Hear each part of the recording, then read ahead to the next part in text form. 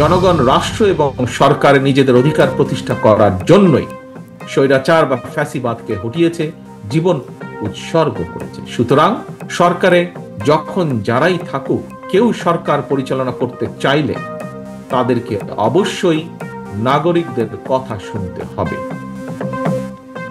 কয়েকজনের কাছে দেশের ক্ষমতা দিতে আন্দোলন অভ্যুত্থান হয়নি, সরকারের বিচক্ষণতা নিয়ে সংশয় তারেক রহমানের।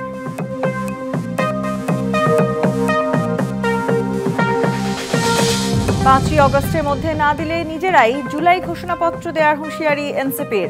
জুলাই সনদের আইনি ভিত্তি চায় জামায়াত।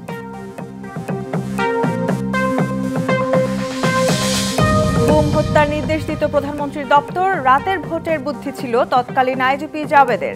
রাজসাক্ষী মামুনের জবানবন্দি।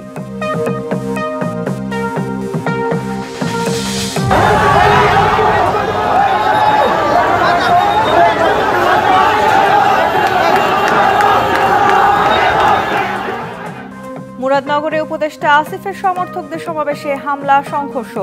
2500 বিএনপি অফিসের ভাড়া চাওয়ায় পিটিয়ে হত্যা। ভোটার ও জনসংখ্যার ভিত্তিতে গাজীপুরে একটি আসন বাড়িয়ে বাগেরহাটে কমানোর সুপারিশ, 39 আসনে সীমানা পুনর্নির্ধারণ।